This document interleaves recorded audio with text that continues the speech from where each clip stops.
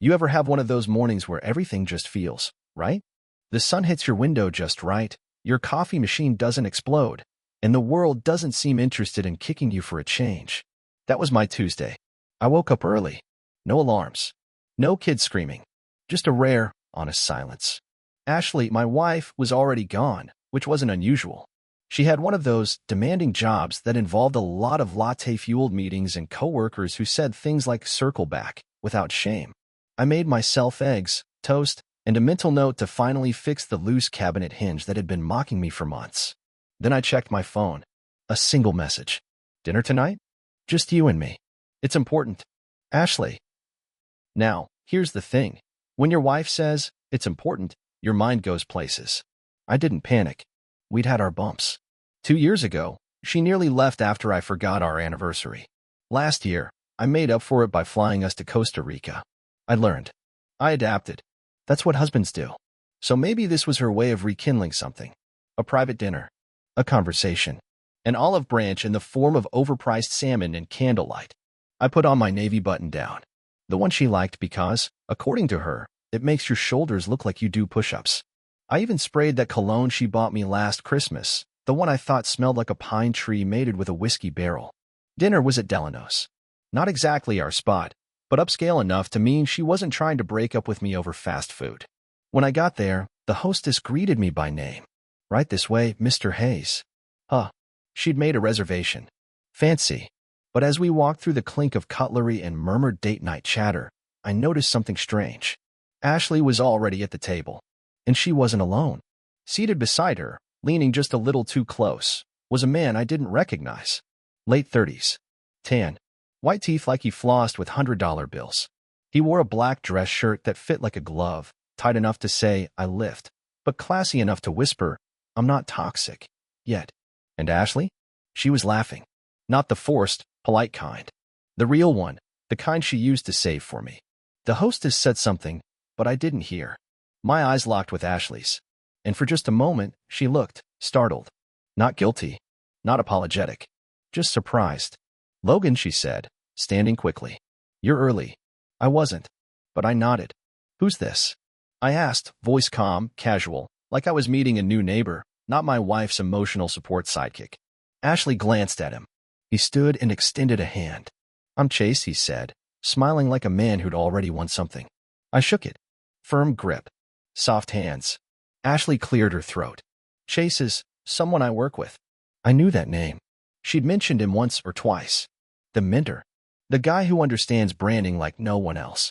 The guy she once called refreshingly bold. I took my seat. The chair was warm, which meant they'd been here a while. Something in my chest whispered. Not yet. Don't jump.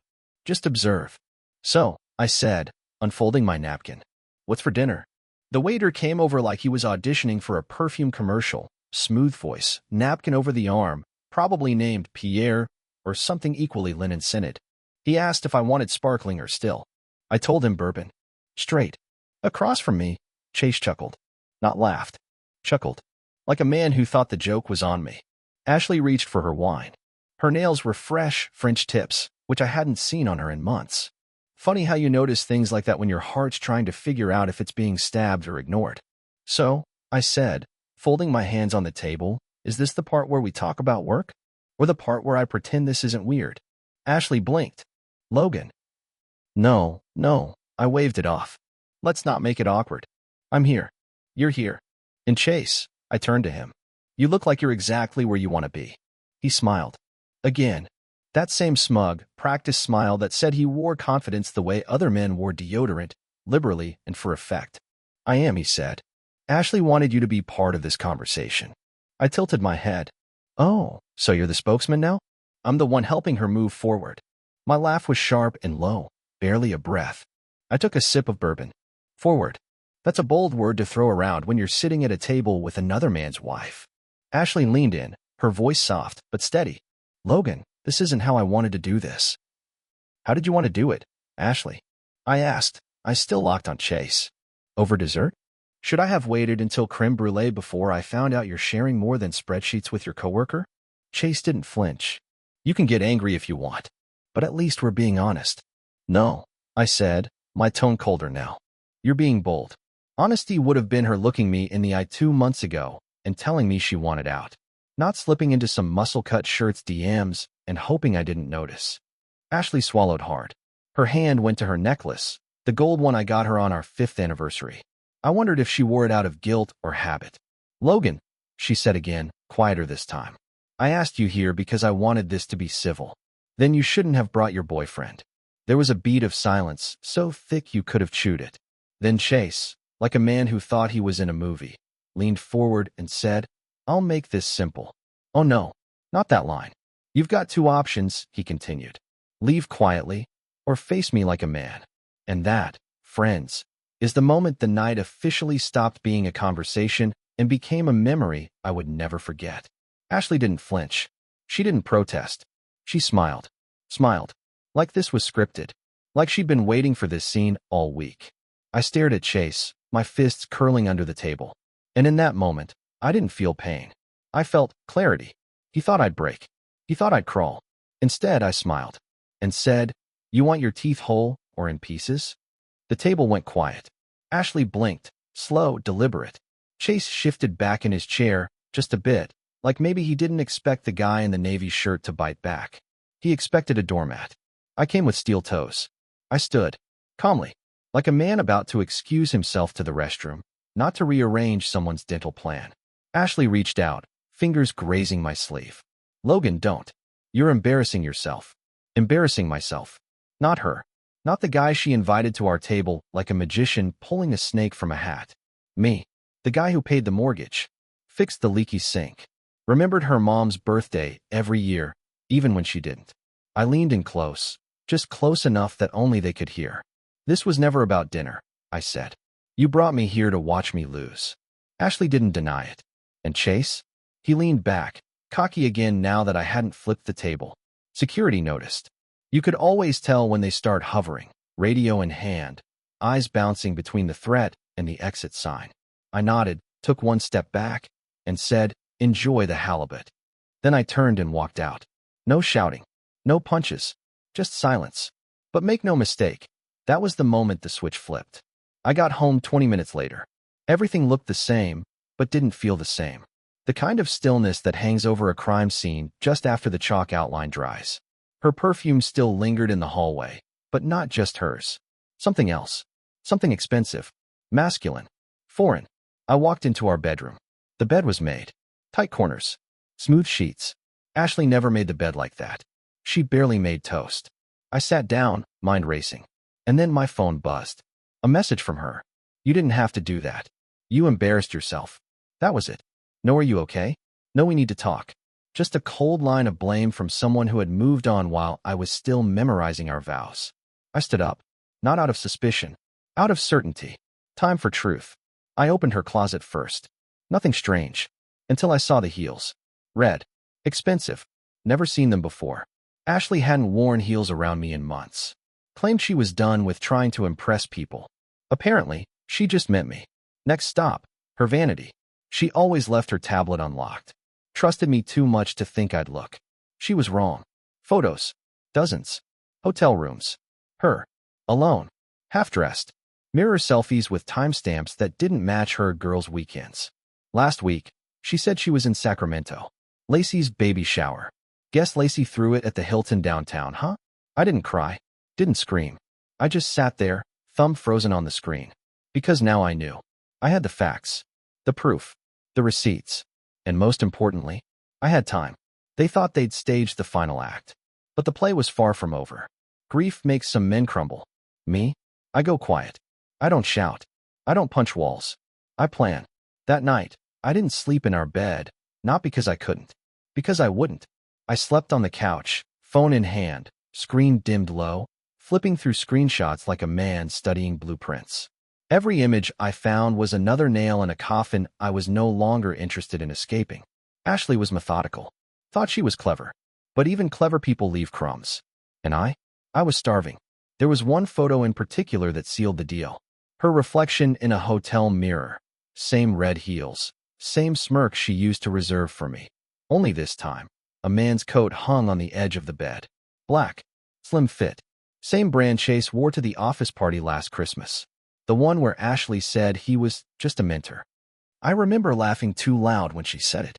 Not because it was funny, but because it was already too close to the truth. The next morning, I played my role like nothing happened. Shaved, dressed, went to work. That's the thing they don't tell you. Betrayal doesn't always break you in half. Sometimes, it sharpens you. At the office, I smiled. I shook hands. I made small talk about weekend football and traffic on the I-5. But my mind was elsewhere, already moving pieces across the board. That evening, I started where every great revenge story begins, the bank. Ashley and I shared 2 accounts, joint checking and savings. She handled the bills. I handled everything else, the way she liked it. I moved half of the savings into a new private account. Quietly. Legally. No alarms. I left her the rest. Fair is fair. Then, I called my friend Wes, divorce attorney, decent golfer, bad at poker. I told him everything. Not the rage. Not the heartbreak. Just the facts. Logan, he said, after a pause, are you sure you want to do this now? Emotions are high. I smiled at the irony. I'd never felt calmer. I'm not angry, Wes. I'm focused. He whistled low. All right. Then let's start the paper trail. By Friday, I had her passwords. Nothing illegal. She saved them on our family laptop. Chrome remembered what her conscience forgot. Emails confirmed everything. Hotel bookings. Digital receipts. Calendar entries labeled strategy sessions that conveniently matched the Hilton's check-in times. But that wasn't the gold mine. No, the gold mine was the message thread. Ashley and Chase weren't subtle. They didn't need to be. They believed they were winning. He's still clueless. Don't worry, babe. He'll back off soon. He's not the fight type. I almost feel bad for him. Don't. He's had his chance. That one got me. I stared at that line longer than the others. He's had his chance. As if marriage was a game show. As if I was just a contestant who lost his turn. Well, they wanted a show? I give them one. I started gathering evidence. Not just for divorce, no, that was inevitable. This was for leverage. Photos. Conversations.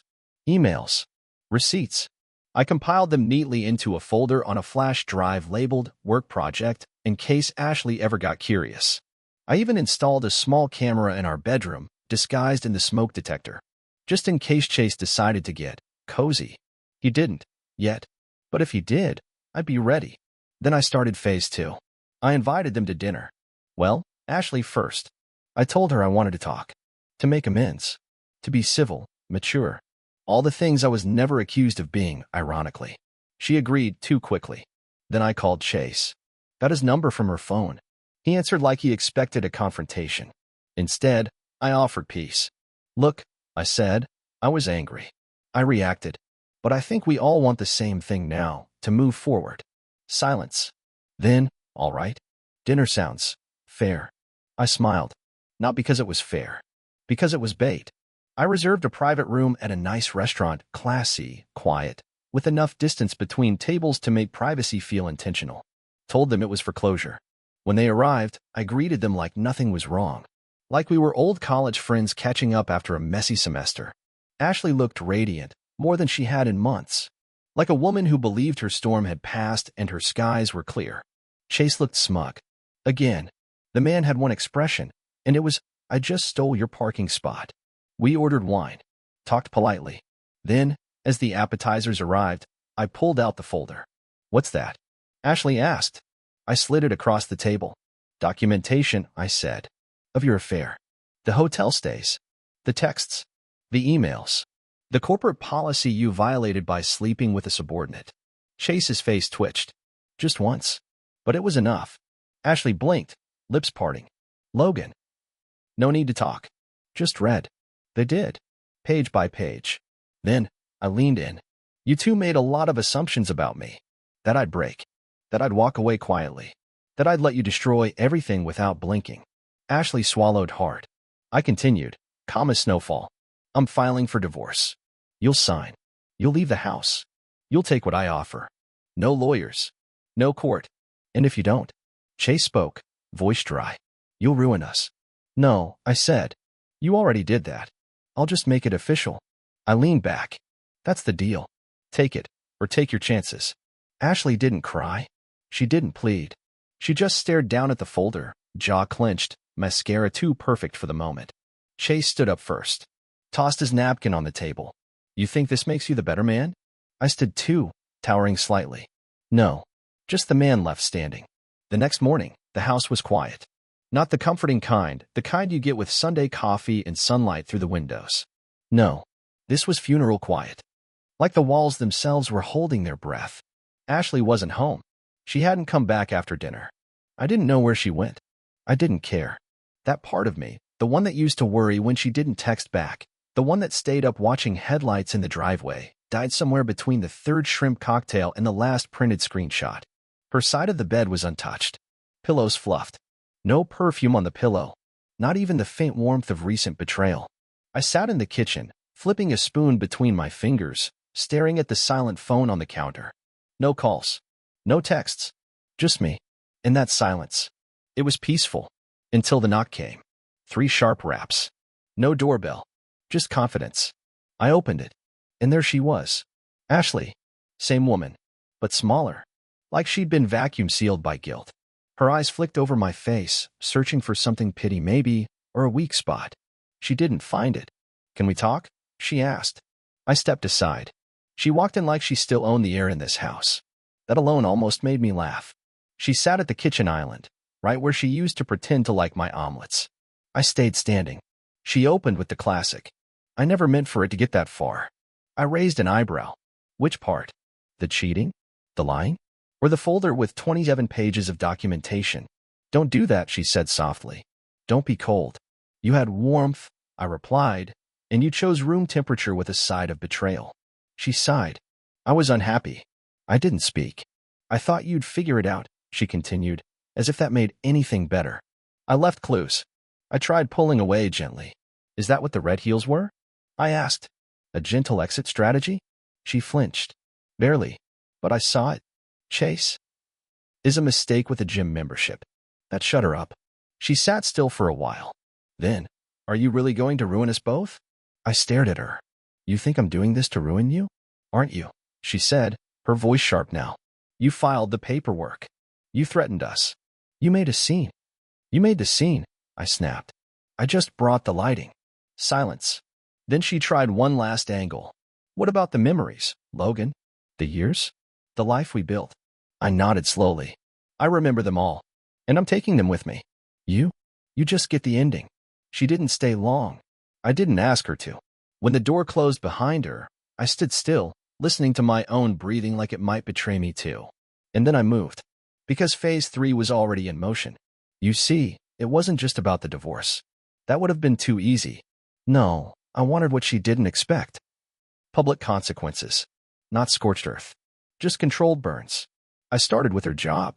You remember that folder? The one with emails, pictures, and exact timestamps that overlapped with company hours? I emailed it, anonymously, to HR. Subject line: inappropriate conduct and abuse of position. I didn't include a name in the message. Just the facts. Let the evidence do the talking. A week later, Ashley called me. I didn't answer. The voicemail started polite. By the second message, she was swearing in soft tones like a woman trying not to scream in a Starbucks. Apparently, Chase had been temporarily reassigned. That was corporate speak for, we can't fire you yet, but we're digging. Ashley was under investigation. She was suspended with pay, of course, because corporations love the illusion of fairness. I didn't gloat. I didn't even smile. I just marked it on the mental scoreboard. Then I moved to phase 4. Our house. Technically, still joint property. But she hadn't been paying attention for the last 3 years, and I had. The mortgage, the upkeep, the taxes, all in my name. She'd signed off on most of it, trusting, distracted, careless. So, my lawyer made an offer she couldn't refuse. She could take a clean financial exit, smaller settlement, no house, no stake in my retirement, or we could go to court. With everything I had, court wasn't going to be kind. She signed the papers 3 days later. The house was mine. I changed the locks the same day. A week passed. Then 2. I started breathing again. I repainted the guest room. I took down all our photos, packed them into a box labeled before, and shoved them into the attic. Friends called. Some were shocked. Some said they saw it coming.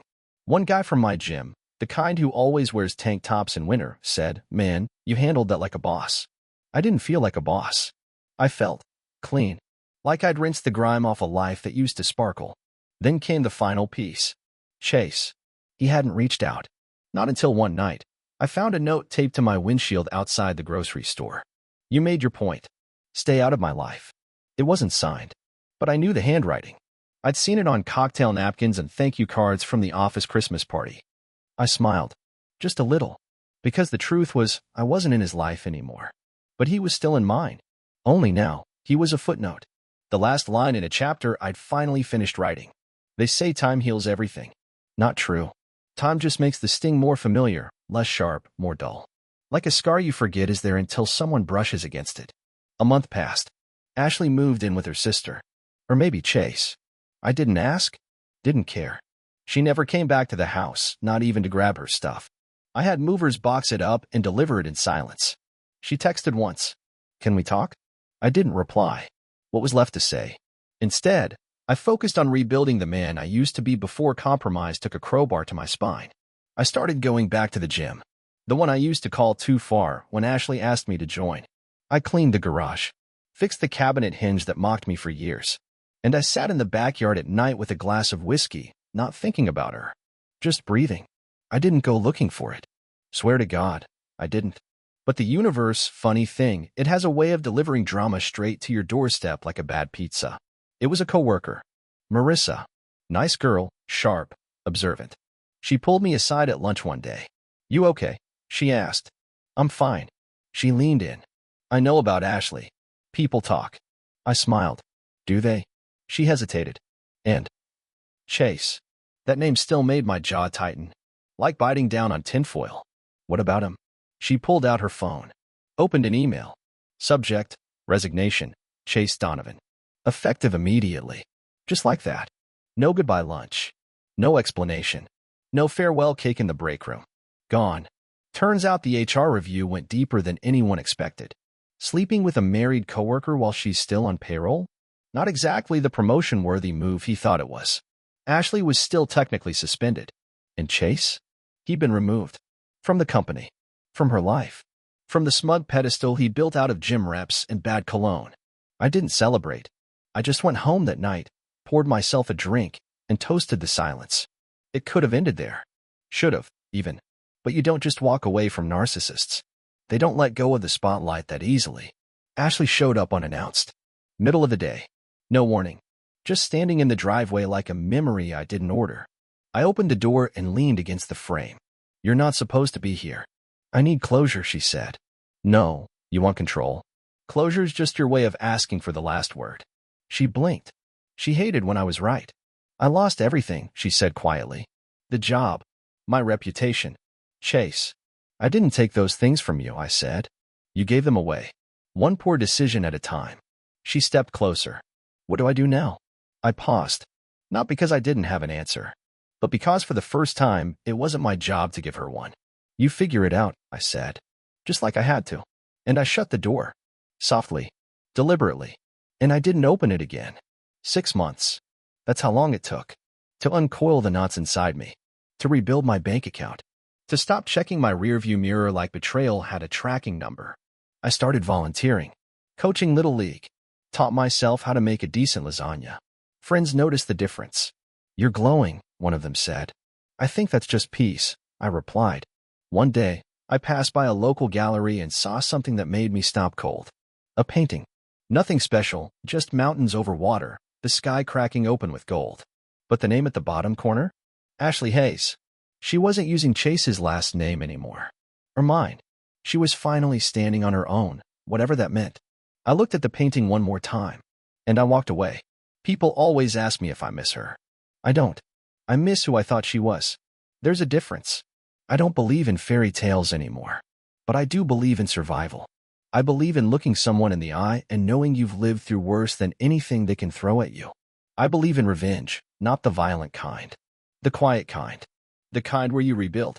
Where you become so whole, so rooted, so at peace, that their memory can't shake you. I got my life back. And she? Well, I hope she found whatever it was she needed. But I'm not her home anymore. I'm not the man she could manipulate, or silence, or keep on standby like emotional furniture. I'm not her anything. And that, right there, is the best ending I could ask for.